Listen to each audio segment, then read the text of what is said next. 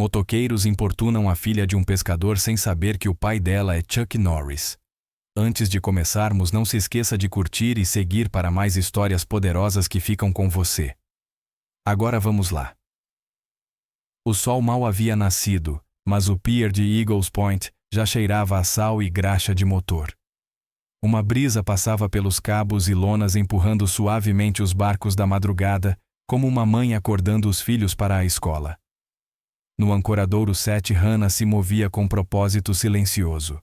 Tinha 23 anos, o corpo magro e firme de quem passa a vida puxando equipamentos e amarrando cordas. Os braços fortes, as botas gastas, o olhar daqueles que fazem homens adultos pensarem duas vezes antes de dizer algo idiota.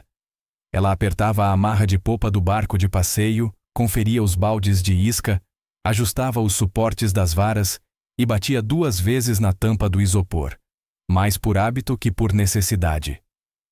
O mar, o pier, o ranger da madeira sob suas botas, era tudo o que ela conhecia. O pai verdadeiro morrera ali nas águas quando ela tinha 6 anos. Disseram que a tempestade o levou rápido. Misericordiosa, talvez. Mas misericórdia não significa nada quando se é uma garotinha olhando para as ondas que nunca o trazem de volta. Ela não foi parar em abrigo. O melhor amigo do pai interveio, um homem que falava pouco, mas quando falava todos calavam. Criou-a em silêncio com firmeza. Nunca mimou, nunca foi cruel, apenas constante. De repente uma voz soou atrás dela. Tem certeza de que consegue lidar com esse barco docinho? Parece grande demais para uma cintura tão pequena. O homem não perguntou. Zombou descendo de uma Harley preta que ainda estalava quente no ar frio da manhã. As botas bateram no pier como se ele fosse o dono. Mais 4 motos o seguiram, feras de ferro com decalques de cobra e mandíbulas cromadas. O sol nascente refletia no metal, transformando toda a gangue em sombras móveis. Mas Hannah não se intimidou. Passou a corda pelo cabeço, apertou o nó e ficou ereta, limpando o sal das mãos. Vocês estão um pouco longe da rodovia, disse. Aqui é privado. Não está aberto ao público. A voz não tremeu nem uma vez. Isso vinha de anos aprendendo a falar sem piscar, mesmo com as entranhas apertadas como mangueira depois da chuva. Ficou com os pés afastados, braços relaxados, mas firmes, exatamente como o homem que a criou ensinara. Drake soltou uma risada baixa. Tinha aquele sorriso que fazia mulheres atravessarem a rua e homens manterem a espingarda carregada. Privado? Disse, circulando-a lentamente como se ela fosse algo servido num prato. Tem certeza, bebê? Talvez a gente possa fazer um acordo. Você é bonita demais para ficar carregando isca e limpando barcos. Tenho planos maiores para garotas como você. Aproximou-se o bastante para que ela sentisse o cheiro de couro barato e o uísque velho. A mão dele foi em direção à alça de sua blusa, o polegar roçando-lhe a clavícula. Os outros se espalharam atrás, rindo como hienas. Um fez um gesto obsceno para a cabine do barco. Outro chutou um rolo de corda na água. Não encosta em mim, ela disparou, recuando só o suficiente para ter espaço o bastante para agir se fosse preciso. A mão deslizou em direção à caixa do sinalizador presa ao corrimão. Drake sorriu ainda mais. Calma, querida. Tem um gênio, hein? Gosto disso. Continua falando, e talvez eu te deixe andar na garupa da minha moto, em vez de esfregar conveses o dia todo. Ele agarrou o pulso dela. Mas Hannah não era frágil nem lenta. Girou o braço, pisou forte na ponta da bota dele e empurrou o peito dele com a palma. Ele cambaleou 2 passos, quase tropeçou num balde de isca. As risadas cessaram. Eu disse, não encosta em mim. Repetiu ela, a voz firme e limpa como uma lâmina. Por um segundo, apenas um, o sorriso de Drake sumiu. Depois ele olhou para o grupo, ajeitou a jaqueta e forçou um riso. Bem, droga. Parece que o papai te criou com um pouco de luta. Deu outro passo, mais lento desta vez. Mas vamos ver quanto tempo isso dura quando ele não estiver por perto para te salvar. Ele ainda não sabia, mas acabava de chamar o homem errado. No escritório perto do estaleiro, Mike apertou com um dedo trêmulo os botões do telefone fixo. Ele conhecia aquele tom. Já o vira em 2005, quando um bêbado tentou acertar uma chave inglesa no homem errado no pier, e acabou com os 2 ombros deslocados. Mike mal ouviu o toque. Apenas murmurou no receptor. Temos uma situação. Eles estão no pier. É ela. Está feio. Lá no mar, o homem na popa queimado de sol silencioso atendeu a ligação. Não se mexeu nem pareceu surpreso. Com uma mão tirou os velhos óculos escuros que usava mais por costume do que por necessidade e colocou o telefone de volta no bolso como se pesasse mais do que devia. Começou a recolher a linha. Nem rápido nem devagar, só firme. Como memória muscular. Como alguém puxando de volta mais do que um anzol, talvez uma parte de si mesmo que esperava nunca mais precisar trazer à tona. Deixo ela sozinha por meia manhã, murmurou. E ela acha problema como imã. Virou o barco em direção à costa, as mãos se movendo com a facilidade de quem poderia atracar vendado em meio a um furacão. O motor ganhou vida com um ronco baixo e limpo, e o barco avançou. Em terra, Hannah manteve a postura. A gangue de Drake se fechava em volta dela, cuspindo provocações e risadas como cães selvagens testando uma cerca. Um deles, chamado Tank, avançou estalando os nós dos dedos. Você tem uma boca afiada, garota. Vamos ver o quanto grita quando estiver implorando. Foi aí que ela estendeu a mão para a caixa de sinalizadores, mas não teve tempo de abri-la porque no outro extremo do pier ecoou o ronco de um motor. Não alto, não furioso, constante como uma promessa. O tipo de som que fazia homens pararem mesmo sem saber por quê. Um pequeno barco de pesca deslizou até a vaga. O homem ao leme estava ereto, firme, o sol às suas costas, as mangas da camisa enroladas até os cotovelos. Nada de especial. Amarrava a corda com uma mão, saltou do convés como quem já fizera aquilo 1 milhão de vezes, olhou para Hannah, depois para Drake. Ninguém disse nada. Até o vento parou. Bom dia, disse o homem. Drake zombou. É o pai dela. É, o homem não respondeu de imediato. Olhou para Hannah e assentiu uma vez. Ela relaxou só um pouco. O barco viera tranquilo. Sem buzina, sem manobra brusca. Apenas o ronco calmo de quem volta para casa com a mente no trabalho. O casco encostou suave como um sussurro. O homem se moveu com a precisão de quem já fizera aquilo incontáveis vezes. Amarrava com uma mão, ajeitava o boné gasto com a outra e pisou no pier como se possuísse cada tábua sob as botas. Não tinha pressa. Não precisava ter. Mas o ar mudou quando ele pisou ali. A pele curtida de sol, a camisa desbotada nas mangas, os ombros largos, o andar calmo como quem não tem para onde correr. Mas Deus te ajude se lhe der motivo para acelerar o passo. O pessoal de Eagles Point o chamava apenas de o velho da costa. Uns diziam que fora militar. Outros achavam que já tinha se metido em encrenca talvez mais de uma vez. Ninguém sabia ao certo. Só sabiam de uma coisa: com ele, ninguém mexia. Não 2 vezes. No fim do pier, 5 homens de coletes pretos com o emblema da serpente de aço ainda cercavam Hannah como lobos avaliando a presa. Drake estava no centro, braços cruzados, sorrindo, o tipo de sorriso que só covardes têm quando acham que número é força. Os olhos do velho percorreram a cena, calmos, frios, sem um traço de medo. Parou ao lado de Hannah e pousou a mão em seu ombro. Não como aviso, mas como sinal. Ela deu um passo atrás sem dizer nada. Drake inclinou a cabeça, divertido. Bem, veja só, disse olhando o homem de cima a baixo. Não esperava que o vovô fosse o time de resgate. Nenhuma resposta. Drake deu um passo mais perto. Escuta aqui, velhote. Isso aqui é território dos Vipers agora. Quer manter seu barquinho e seu pier? Vai ter que pagar a parte. A gente oferece proteção. Ainda nada. Drake se aproximou mais, o sorriso se alargando. Tá me ouvindo? Ou é surdo e burro como parece? O velho ergueu o olhar devagar, como quem mede o peso de um martelo antes de golpeá-lo. Tem certeza de que quer seguir por esse caminho, filho? A voz era rouca, baixa, mas bateu como um tijolo. Havia algo no tom, não nas palavras, que fez o riso atrás de Drake começar a morrer. Mas Drake não era do tipo que sabia ler o ambiente. Estalou os dedos e 2 dos maiores da gangue, Tank e Marcos, avançaram, pescoços grossos, cheios de tatuagens e arrogância. Tank estalou os punhos. Marcos girava uma pequena lâmina na mão, sorrindo. Hannah se moveu levemente a mão, quase indo para o gancho do barco ao lado do pé, mas o velho ergueu a mão só um pouco. Não. Não foi para ela, foi para eles. Eles não ouviram. Tank avançou com um soco capaz de arrancar os dentes de um touro.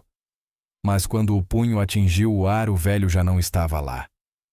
Moveu-se só o suficiente para deixar o golpe passar, virou o corpo e usou o próprio impulso de Tank para jogá-lo de costas no chão. Tank bateu forte no pier e não se levantou. Marcus piscou, hesitou e entrou com a faca. Tarde demais. Com um só movimento, o velho agarrou-lhe o pulso, torceu e girou. A lâmina girou no ar, caiu na outra mão dele. Ele olhou para a faca por um instante como se fosse algo que não tocava havia muito tempo e a lançou no mar sem dizer nada. Marcus recuou segurando o pulso.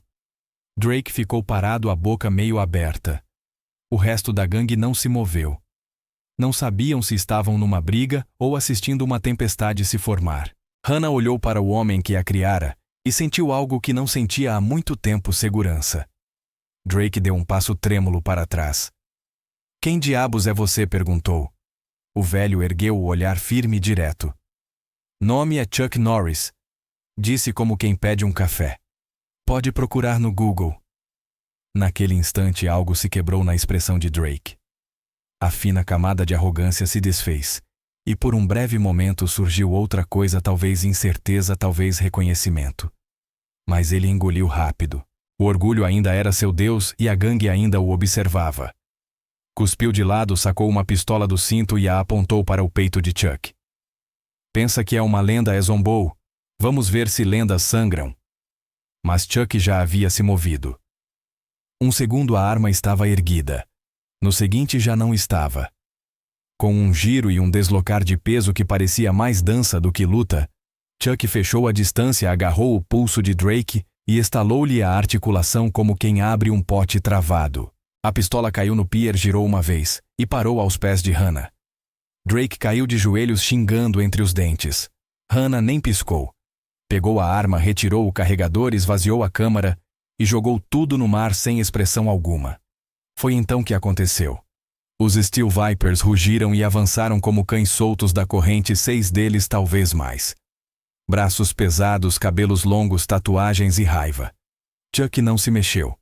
Apenas virou um pouco o corpo, os olhos indo para Hannah. Ela entendeu, encontrou o olhar dele e deu um passo à frente, ficando ao lado. Lembro do que o senhor disse. Falou alto o bastante para os outros ouvirem. Se tiver que lutar, faça valer. Chuck assentiu uma vez só. E então eles se moveram. Não foi uma briga de bar. Foi limpo, preciso, brutal. Hannah pegou o primeiro no meio do salto, girou o corpo e enfiou o ombro nas costelas dele. O homem caiu duro. Outro tentou agarrar-lhe o cabelo, erro fatal. Ela acertou-lhe o cotovelo na garganta, puxou a perna dele e o lançou contra uma pilha de armadilhas de caranguejo. Chuck agarrou 2 de uma vez, um pelo colete, outro pela gola, e bateu as cabeças deles uma na outra com um estalo que ecoou até a cabana de pesca. Outro veio com uma barra de ferro. Chuck segurou o pulso no ar, desarmou-o, e com o mesmo movimento derrubou-o de costas no chão. Hannah foi pega num abraço de urso por um homem o dobro do seu tamanho. Por meio segundo o ar lhe faltou. Mas lembrou que o truque não era força, era alavanca. Pisou no pé dele, baixou o corpo e deu uma cabeçada para trás direto no nariz. O homem urrou, afrouxou o abraço e ela girou, chutando-lhe o joelho com força. Enquanto isso, Chuck não parava. Movia-se como a água calma até o impacto e então devastadora. Esquivou de um soco, atingiu um nas costelas, girou o corpo e o lançou contra a pilastra do pier. Nenhuma palavra foi dita. Nenhuma era necessária. Lutavam como 2 partes da mesma máquina, um time formado não por sangue, mas por anos de disciplina e manhãs silenciosas de treino, quando ninguém via. Depois de 2 minutos tudo terminou. O pier estava coberto de homens gemendo e caídos. Hannah tinha um arranhão no punho e respirava forte, mas os olhos brilhavam vivos. Chuck olhou ao redor calmo, conferiu se ela estava bem só com o olhar. Ela assentiu como antes. Logo vieram passos rápidos, botas no cascalho. O xerife Wilson e 2 delegados correram até lá, viram a cena e diminuíram o passo. O que diabos aconteceu aqui? Perguntou um, desviando de um motoqueiro caído no chão. Legítima defesa, disse Hannah limpando a mão na calça jeans. Chuck não disse nada, apenas cruzou os braços e esperou o xerife se aproximar. Drake ainda estava de joelhos segurando o pulso. Chuck olhou para ele e murmurou: "Esses garotos não estão perdidos, só são burros." Depois virou-se para o xerife: "Não prenda todos." "Ainda não." Wilson arqueou a sobrancelha. "Quer explicar isso?" Chuck olhou para os motoqueiros espalhados pelo pier. Tank já estava sentado segurando as costelas. Marcos se apoiava num poste, o orgulho mais quebrado que o braço. "Eles não são assassinos. Ainda não, mas estão perto. Dê a eles outro caminho. Uma chance." Wilson franziu o senho. "Chuck, o sistema não funciona assim." A mandíbula de Chuck se contraiu ligeiramente. "Então, o sistema precisa de conserto." Fez uma pausa, depois completou mais baixo: "Conheço um cara em Portland, dirige um lugar para veteranos e perdidos. Eles vão ouvir se eu mandar." Wilson olhou de Chuck para os homens caídos, depois para Hannah. Por fim, suspirou: "Se você garante por eles, eu seguro as acusações por enquanto." Chuck não agradeceu. Apenas assentiu como se o assunto estivesse encerrado. Hannah observou tudo em silêncio: a mudança, o julgamento, a estranha forma de misericórdia. Olhou para os motoqueiros e não sentiu pena, mas algo próximo disso. Talvez compreensão. Chuck não precisava mais lutar com os punhos. O verdadeiro trabalho vinha depois. Ela o olhou e viu mais do que um lutador, viu o homem que queria ser. As sirenes se afastaram.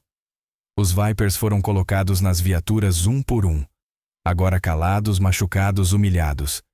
Drake precisou de ajuda para subir no carro do xerife. Não disse uma palavra. Orgulho engolido inteiro. Hannah ficou na beira do pier, braços cruzados. Não parecia orgulhosa. Parecia alerta, como se ainda não estivesse pronta para respirar. Foi então que notou: seu pai Chuck tinha sangue escorrendo pela mão direita. Não muito, só o suficiente para contrastar com a pele bronzeada e as veias de quem já viveu dias duros demais. "Pai", ela disse chegando perto. "Você tá sangrando." Ele olhou para baixo como se nem tivesse percebido, soltou um resmungo que podia significar qualquer coisa e flexionou os dedos. "Não é nada", disse. Mas o tremor o denunciou. Hannah não discutiu. Apenas segurou o pulso dele, gentil mas firme. "Vamos. Para dentro do barco. Senta antes que desmaie e passe vergonha." Ele deu um meio sorriso, mas obedeceu. Nenhum resto de resistência, não com ela. Não naquela noite. Dentro da cabine, o ar era parado e cheirava a corda e madeira velha. Ela o sentou no banco ao lado da pequena mesa, acendeu a luz e pegou a caixa de primeiros socorros sob o assento. As mãos dela se moviam com precisão, mas o maxilar estava tenso, tenso demais. Chuck se recostou e a observou. Ela se parecia mais com a amiga dele a cada ano, mãos firmes, olhos suaves, aquela coragem silenciosa por trás do sorriso. Ele já tinha visto aquele olhar, a preocupação calma de quem foi forte por tempo demais. "Você foi sólida lá fora", disse depois de um momento. Aquele chute giratório perfeito. Quadril firme e calcanhar alto. De manual. Hannah parou, olhou para ele e sorriu.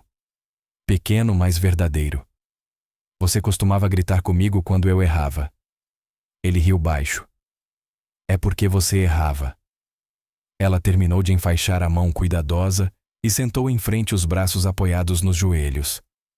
"Naquela época", disse em voz baixa, "eu achava que você só estava sendo duro comigo." "Eu estava", respondeu ele. "Você precisava disso." Ela assentiu. Acho que precisava mesmo." Ficaram assim um tempo.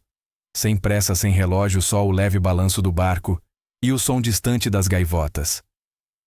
"Eu te odiei às vezes", ela disse sem levantar os olhos. "Minhas pernas ficavam roxas, os braços doíam por dias.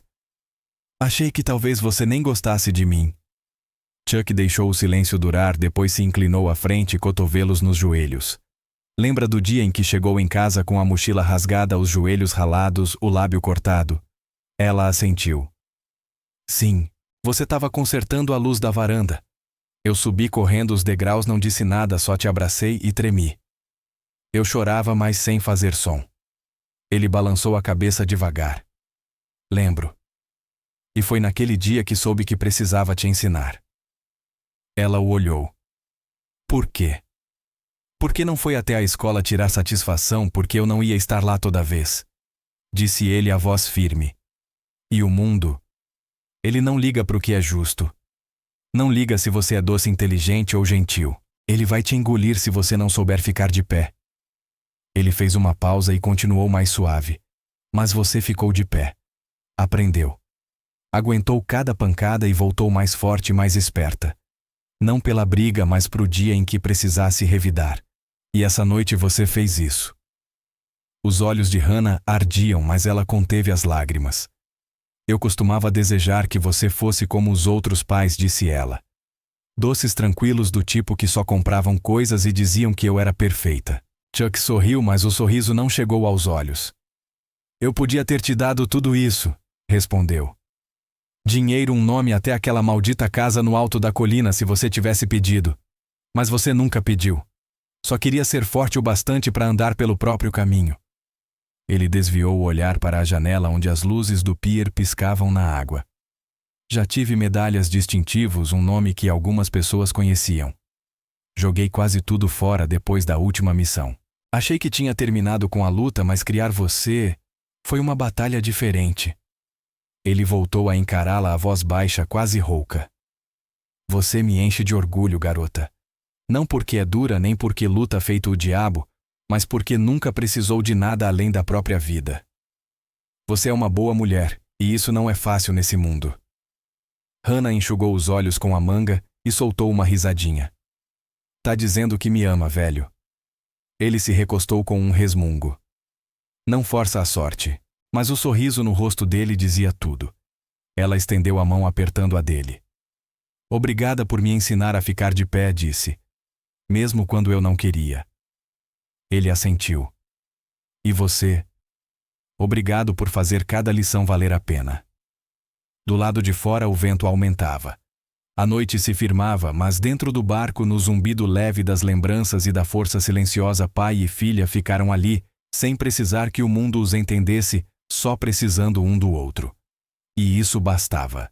Os anos passaram como marés lentas, e a vida em Eagles Point encontrou algo próximo da paz. Não perfeita nunca é, mas calma.